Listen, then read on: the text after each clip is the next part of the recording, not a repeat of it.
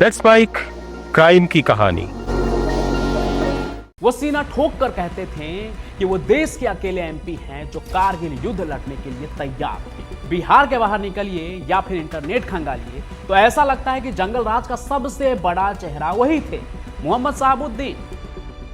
जब एक बार उनसे पूछा गया कि क्या आईएसआई से उसका संबंध है तो उन्होंने कहा, अगर ये आईएसआई है तो मैं हूं, मैं हूं, मैं हूं। और वही आईएसआई अगर आप कहते हो इंडियन स्टैंडर्ड इंस्टीट्यूशन, तो मैं हूं, मैं हूं, मैं हूं।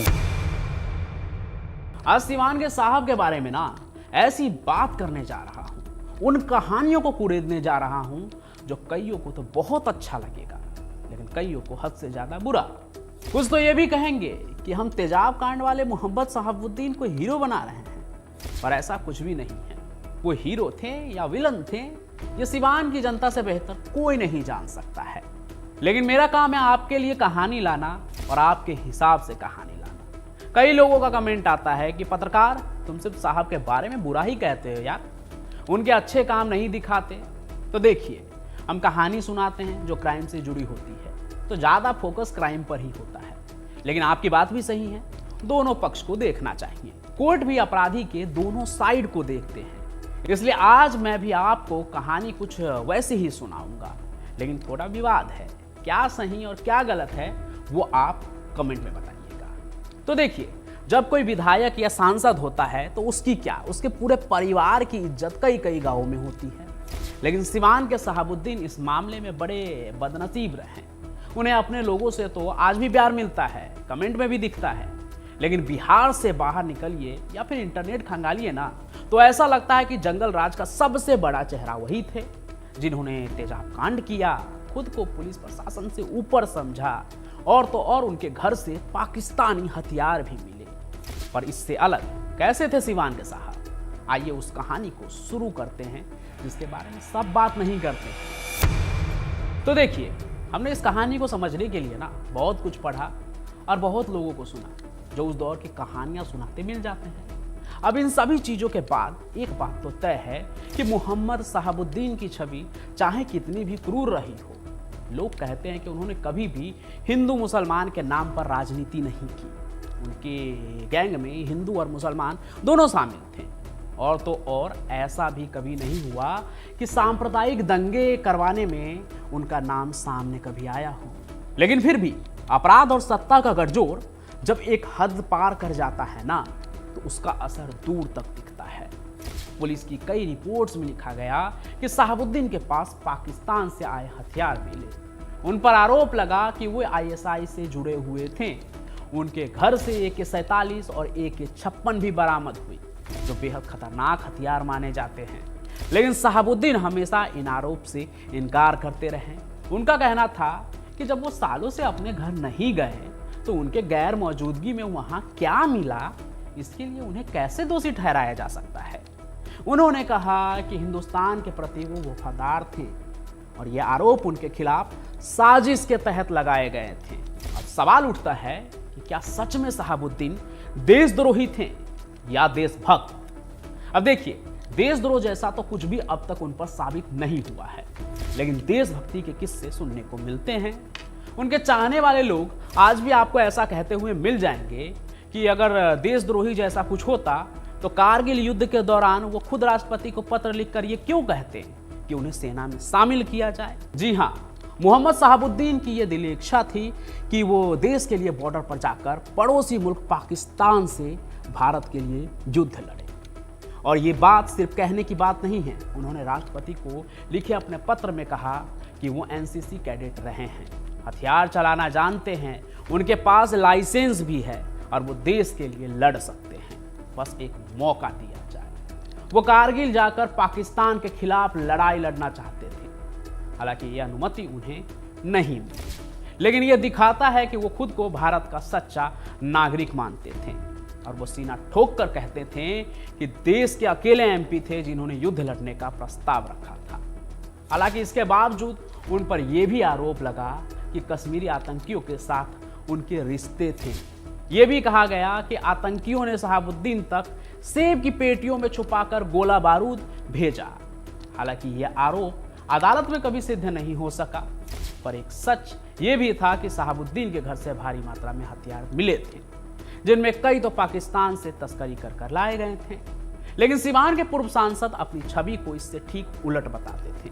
उनका कहना था कि उन्होंने कश्मीर के कई सौ गरीब बच्चों को डॉक्टर बनाया। उन्होंने खुद इंटरव्यू में कहा था कि करीब 500 बच्चों को उन्होंने डॉक्टर बनाया और उनके परिवारों को भी मदद की और उनसे उनका आज भी रिश्ता है। इस पर जब उनसे पूछा गया क्या उनमें से कोई आतंकी बन सकता है या बन गया, इस सवाल पर शहाबुद्दीन ने सीधा सीधा जवाब दिया कि ये मैं कैसे जान सकता हूँ कि आगे चलकर कौन क्या बनेगा। क्या कोई बता सकता था कि संसद पर हमला करने वालों में एक प्रोफेसर भी होगा, या उसे पढ़ा लिखा कर प्रोफेसर बनाने वाले को यह पता था कि वो एक दिन आतंकी बन जाएगा और अपने ही देश पर हमला करने में शामिल हो जाएगा। यह बात शहाबुद्दीन ने अफजल गुरु के लिए कही थी और यह जवाब अपने आप में बहुत कुछ कह गया। और आपको पता है, जब उसी इंटरव्यू में शहाबुद्दीन से आईएसआई से संबंध होने की बात पूछी गई तो उन्होंने क्या कहा। उन्होंने मुनव्वर हुसैन राणा की भेजी गई 2 लाइन पढ़ दी कि फकत उसने इसलिए मुझे बलवाई कहा था क्योंकि मेरे घर के एक बर्तन पर आईएसआई लिखा था। तो कुल मिलाकर शहाबुद्दीन के नाम पर डर का ऐसा माहौल था कि पुलिस भी उनसे टकराने से घबराती थी। उनके खिलाफ कई केस दर्ज हुए, कई बार गिरफ्तार हुए, लेकिन हर बार वे राजनीति के प्रभाव के चलते बच निकलते थे। चंदा बाबू का मामला इसका सबसे बड़ा उदाहरण है। चंदा बाबू के 2 बेटों को तेजाब से जिंदा जला दिया गया, तीसरे बेटे को भी मार दिया गया। इस अपराध का आरोप भी शहाबुद्दीन पर लगा। यह मामला अदालत में चला, सबूत सामने आए और आखिरकार शहाबुद्दीन दोषी करार दिए गए। हालांकि ये कहानी तो आपने कई जगह सुनी होगी ना, कहिएगा तो वो कहानी मैं भी आपको एकदम डिटेल में सुनाऊंगा, लेकिन उसके लिए आपको कमेंट करना होगा। बाकी आज शहाबुद्दीन की कहानी एक ऐसी दास्तान बन गई है जिस पर लोग बहस करते हैं। कुछ उन्हें अपराधी मानते हैं तो कुछ उन्हें एक ऐसा नेता मानते हैं जो व्यवस्था के खिलाफ लड़ा। लेकिन सच क्या है ये तो शायद सिवान के लोग ही बता सकते हैं। एक बात तो तय है कि शहाबुद्दीन की कहानी सिर्फ एक अपराधी की कहानी नहीं, बल्कि राजनीति और सत्ता के उस खेल की कहानी है जहां हर मोहरे के पीछे कोई ना कोई ताकत खड़ी होती है। आज वे हमारे बीच नहीं हैं, लेकिन उनकी कहानियां बिहार की राजनीति और अपराध जगत का एक ऐसा अध्याय है जिसे भूल जाना आसान नहीं है। लेकिन उनकी कहानी बिहार की राजनीति और अपराध जगत का एक ऐसा अध्याय है जिसे भूल पाना आसान नहीं होगा। और ऐसे और भी ना जाने कितनी कहानी है। वक्त के साथ सभी कहानी लाता रहूंगा, आपको सुनाता रहूंगा।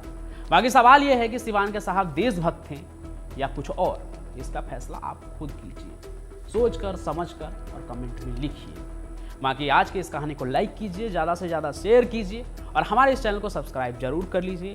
बेल आइकन दिख रहा होगा उसे भी दबा दीजिए ताकि जब भी कोई नई कहानी लेकर आओ ना तो उसका नोटिफिकेशन आप तक पहुँचे। बाकी मैं पंचम प्रकाश यूं ही आपसे मिलता रहूंगा, तब तक के लिए आपका बहुत बहुत धन्यवाद।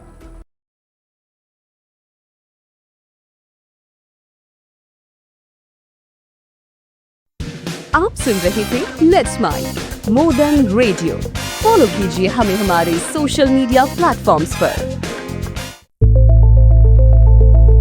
It's time for news. It's time for more than radio. Presenting the first radio news app, Let's Mic.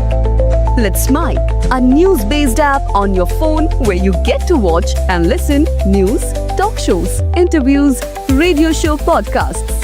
On Let's Mic, you get all relevant information of TV, print, radio, podcast, and digital. Let's Mic talks about every segment of life.